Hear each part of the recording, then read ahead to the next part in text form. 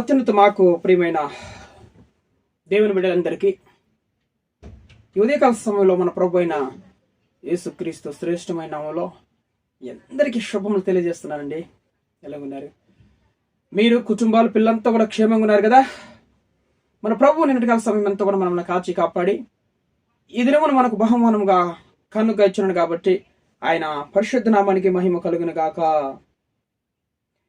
హల్లెలూయా.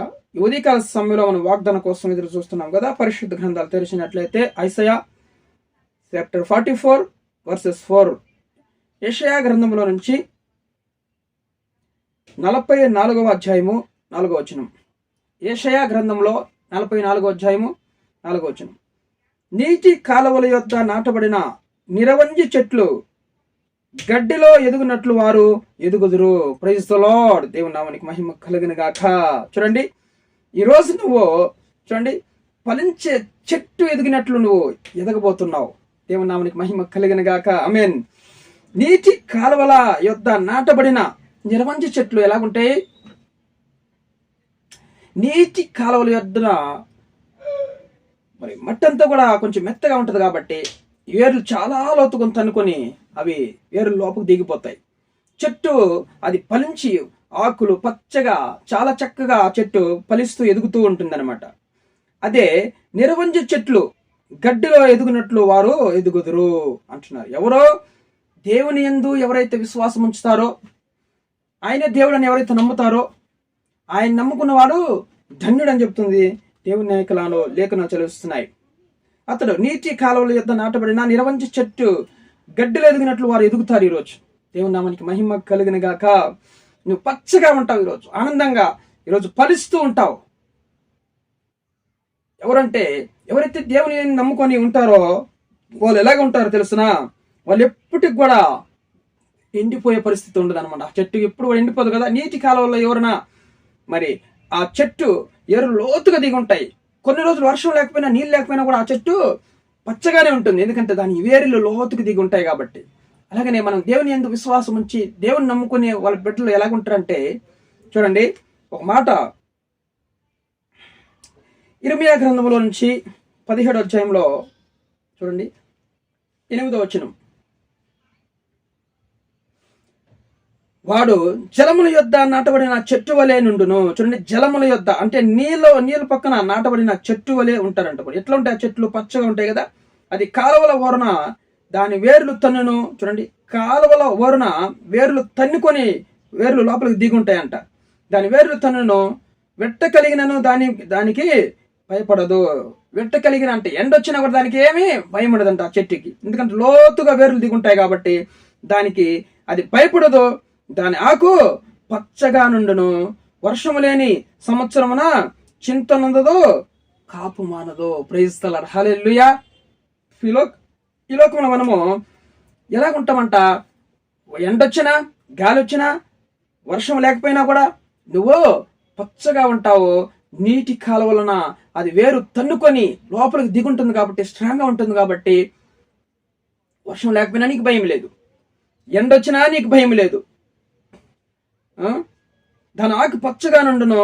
వర్షం లేని సంవత్సరం అది చింత నందదో, అదే దిగులు పడదంట, కాపు కూడా మానదంట. దేవుని నామానికి మహిమ కలుగును గాక. ఈ లోకంలో ఎవరు అలాగుంటారంటే, చూడండి, యెహోవాను నమ్ముకున్న వాడు ధన్యుడంట. దేవుని నమ్ముకున్న వాడు నిజంగా ధన్యులు. వాళ్ళు ఎలాగుంటారంటే ఇప్పుడు చెప్పబడిన ప్రకారం వాళ్ళు ఆకు వాడక పచ్చగా ఉంటారు.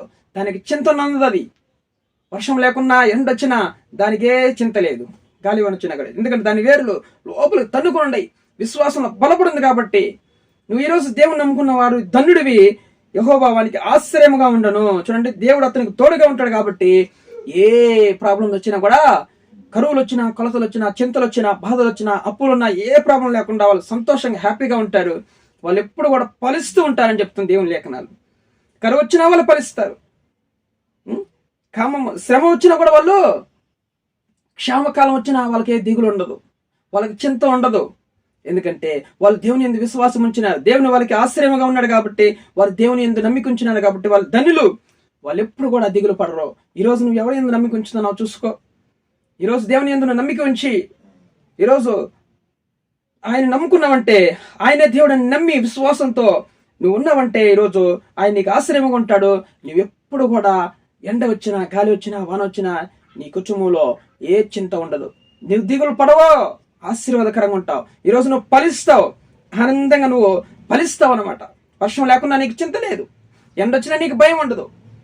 అంటే లోకంలో శ్రమలు వచ్చినా నీకు భయం ఉండదు, కరువు వచ్చినా నీకు భయం ఉండదు, ఎంత ప్రాబ్లం వచ్చినా కూడా నీకు ఏ భయం ఉండదో. నువ్వు ఫలిస్తూ ఉంటావు దేవునిలో. ఫలించే చెట్టు వలె నువ్వు పచ్చగా ఈరోజు ఉండబోతున్నావు. దేవుని నామానికి మహిమ కలుగును గాక.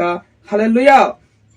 చూసారా, 92 కీర్తనలు కూడా చూడండి, 12వ వచనంలో, 92:12లో కూడా, నీతిమంతులు ఖర్జూర వృక్షం వలె మొవ్వు వేయుదురు, లెబానోను మీది దేవదారు వృక్షం వలె వారు ఎదుగుదురు. హల్లెలూయా. దేవుని నామానికి మహిమ కలుగును గాక. దేవుని బిడ్డలు ఎలా ఉంటారంట, నీటి కాలువలు ఎవరు నాటబడిన మరి చూడండి నిరవంజ చెట్లు వలె, గడ్డిలో మొలిచి చెట్లు వలె వాళ్ళు ఎదుగుదురు అని చెప్తుంది దేవుని వాక్యం. ఇందాక యెషయా గ్రంథం చదివాము కదా. ఈ రోజు మన నీతిమంతులు, నువ్వు ఈ రోజు నీతిమంతుడుగా మారాలి. నీతిమంతుడుగా ఉన్నావంటే నిజముగా నువ్వు ఖర్జూర వృక్షం వలె నువ్వు మొవ్వేస్తావంట, చిగురు పెడతావు. గుబురుగా నువ్వు చిగురు వేసి మువ్వేచూదు. లెబానోను మీద దేవదారు వృక్షం వలె వారు ఎదుగుదురు. దేవదారు వృక్షం వలె నువ్వు అందంగా ఎదుగుతావు, చక్కగా ఎదుగుతావు, పచ్చగా ఎదుగుతావు, సంతోషంగా ఉంటావు. హల్లెలూయా. ఈరోజు దేవుని యందు విశ్వాసం ఉంచు, దేవుని నమ్ముకో. ఆయన దేవుడిని ఈరోజు నువ్వు ఆయన నమ్ముకున్నావంటే దేవుడు నీకు ఆశ్రయంగా ఉంటాడు. నీకు ఏ చింత ఉండదు. కష్టకాలం వచ్చినా, కరువు కాలం వచ్చినా, ఈరోజు మరి ఆనియన్స్, టమోస్ అంటే రేట్లు ఎక్కువైనాయి. ఏది ఎక్కిపోయినా కూడా నీకు దిగులు ఉండదు. హల్లెలూయా. నువ్వు ఫలిస్తూ ఉంటావు, ఆనందంగా ఉంటావు, నీకు ఏ చింత ఉండదు. ఎంతైనా రేట్లు ఎక్కించుకొని భయం ఉండదు. నాకు దేవుడు నాకు ఆశ్చర్యంగా ఉన్నాడు, నేను నీటి కాలంలో ఎవరు చెట్టు వలె నువ్వు ఎదుగుతావని దేవుడు ఈరోజు వాగ్దానం చేస్తున్నాడు. దేవుని నామానికి మహిమ కలుగును గాక. కీర్తనలు 1:3 వచనంలో కూడా, నువ్వు నీటి కాలంలో ఎవరైనా నాటబడిన చెట్టు వలె నువ్వు ఆకువాడక తగిన కాలం ముందు ఫలించే చెట్టు వలె ఉంటామని ఈరోజు చక్కగా దేవుడు మనకు వాగ్దానం చేస్తున్నాడు కదా. నిజముగా నువ్వు దేవదారు వృక్షం వలె మువ్వేస్తూ మరి ఖర్జూరం చెట్టు వలె నువ్వు ఎదుగుతూ పోతున్నావు. ఈరోజు నీటి కాలువల యొద్ద నాటబడిన నిరవంజి చెట్లు గడ్డిలో ఎదిగినట్లు నువ్వు ఎదగబోతున్నావు. ఈరోజు గడ్డిలో చెట్లు ఎలాగ పచ్చగా ఎదుగుతాయో అలాగ నువ్వు ఎదగబోతున్నావు. విశ్వాసం ఎదగబోతున్నావు. కుటుంబంలో నువ్వు ఆశీర్వాదకరంగా ఉండబోతున్నావు. నీ పిల్లలు పచ్చగా ఎదగబోతున్నారు అనమాట. నువ్వు వేస్తారు ఈరోజు నీ పిల్లలు, నీ కుటుంబంతో కూడా సంతోషంగా ఉండబోతున్నావు. పచ్చగా నువ్వు ఈ విశ్వాసంలో నువ్వు ఫలించబోతున్నావు. ఈరోజు ఫలించే చెట్టు వలె నీ కుటుంబం ఈరోజు ఉండబోతుంది. దేవుని నామానికి మహిమ కలుగును గాక. అయితే ఎవరైతే దేవుని యందు విశ్వాసం ఉంచుతారో, నీతిమంతులుగా ఉంటారో, యథార్థ హృదయం కలిగి ఉంటారో, చెడుతనమును విడిచిపెడతారో వాళ్ళు నీటి కాలంలో ఎవరైనా నాటబడిన చెట్టు వలె ఆకు వాడక తగిన కాలం ముందు ఫలిస్తావు. దేవుని నామానికి మహిమ కలిగిన గాక. మరి ఖర్జూరం వృక్షం వలె మువ్వేస్తావు, నువ్వు చక్కగా ఎదుగుతావు, నువ్వు ఆనందంగా. దేవుని నామానికి మహిమ కలిగిన గాక. ఈరోజు నీతిమంతుడుగా ఉండాలి, యథార్థ హృదయం కలిగి మనం ఉన్నప్పుడు నిశ్చయంగా ఈ వాగ్దానం దేవుడు మన హృదయం మన కుటుంబంలో నెరవేర్చబోతున్నాడు. నీటి కాలువల యొద్ద నాటబడిన నిరవంజ చెట్లు గడ్డిలో ఎదుగునట్లు వారు ఎదుగుదురు. ఈరోజు నువ్వు ఎదుగుతావు నిరవంజ చెట్లు వలె. నీ కుటుంబం వర్ధలబోతుంది. దేవుని నామానికి మహిమ కలిగిన గాక. వీడియో చూస్తున్న మీరందరూ కూడా సబ్స్క్రైబ్ చేయండి, లైక్ చేయండి, ఇతరులకు షేర్ చేయండి. అనేక మాటలు ఈరోజు దేవుడు మనకు అనుగ్రహించినాడు కాబట్టి దేవుని నామానికి మహిమ కలుగును గాక. ప్రార్థన చేసి, ప్రభువా మీకు స్తుతులు స్తోత్రాలయ్యా. ఈరోజు మంచి వాగ్దానం మా కొరకు ఇచ్చిన అవుతాను నాయన ప్రభువా. మరి నీటి కాలంలో ఎవరన్నా నాటబడిన నాయన ప్రభు నిరవంజ చెట్లు వలె వారు ఎదుగుతారని, గడ్డిలో ఎదుగుతారని వాగ్దానం చేస్తున్న గొప్ప దేవుడు తండ్రి. నిరవంజ చెట్లు పచ్చగా ఏరు లోపలికి తన్ని, అది నాయన ఎండొచ్చినా వెట్టొచ్చినా కూడా, అయా వాన రాకున్నా కూడా వాళ్ళు దిగులు ఉండదు.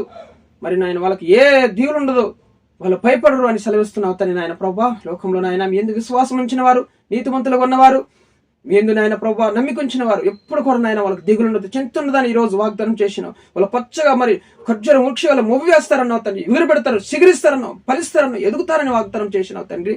ప్రతి ఒక్క కుటుంబం ఫలించాలి, ఎదగాలి ప్రభా మీ సన్నిధిలో విశ్వాసంలో. కుటుంబంలో అన్ని విధాలుగా ఫలించే కుటుంబాలుగా దీవించి తండ్రి. ఉద్యోగం తెచ్చండి, వివాహం కాని వారికి మంచి వివాహం సమకూర్చండి, గర్భాలు లేని వారికి మంచి గర్భాలను అనుగ్రహించండి. కుటుంబంలో నాయన సమస్యలు, అనారోగ్య సమస్యలు నాయన ముట్టు స్వస్థపరచండి. ప్రాబ్లం అన్నింటిలో నుంచి విడిపించిన సహాయం చేయండి. బిడ్డల పట్ల ఈ రోజు వాగ్దానం నెరవేర్చమని, వాళ్ళు ఎదుగుతారని అవుతండి పచ్చగా నాయన ప్రభావ. మీరు ఫలించే కుటుంబాలుగా ఆశీర్వదించమని యేసుక్రీస్తు జీవం కలిగిన నామములో ప్రార్థన అడిగి వేడుకొని పొందిన పరలోకపు తండ్రి. ఆమేన్. ఆమేన్.